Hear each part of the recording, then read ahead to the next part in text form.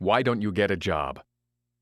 In 1985, my wife Kim and I were homeless.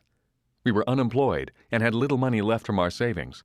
Our credit cards were exhausted, and we lived in an old brown Toyota with reclining seats that served as beds.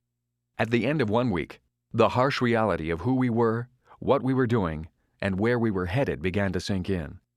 Our homelessness lasted for another 2 weeks. A friend, when she realized our desperate financial situation, offered us a room in her basement. We lived there for 9 months. When friends and family were informed of our plight, the first question was always, "Why don't you get a job?" At first we attempted to explain, but in most instances we failed to clarify our reasons. To someone who values a job, it is difficult to explain why you might not want a job. Occasionally we did a few odd jobs and earned a few dollars here and there, but we did that only to keep food in our stomachs and gas in the car.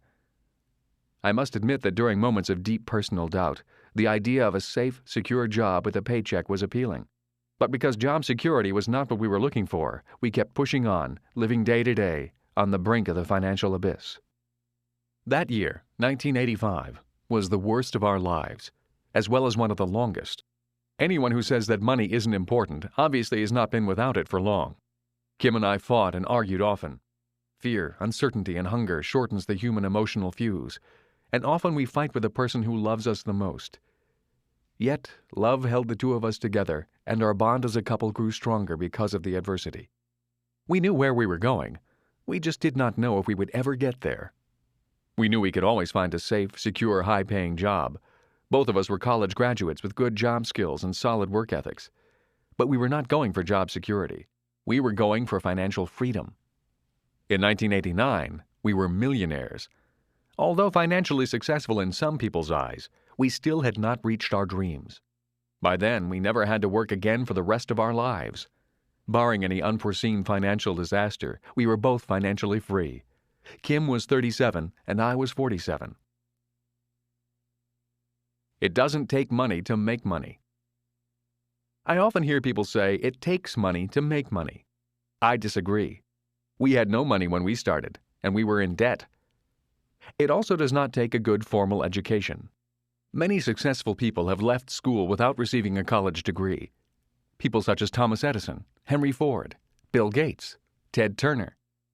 So what does it take? My answer? It takes a dream, a lot of determination, a willingness to learn quickly, and the ability to use your God-given assets properly and to know which sector of the cash flow quadrant to generate your income from. Which quadrant do you generate your income from? Rich Dad's Cashflow Quadrant represents the different methods by which income or money is generated. For example, an employee earns money by holding a job and working for someone else or a company. Self-employed people earn money working for themselves. A business owner owns a business that generates money, and investors earn money from their various investments. In other words, money generating more money. Different methods of income generation require different frames of mind, different technical skills, different educational paths, and different types of people. Different people are attracted to different quadrants.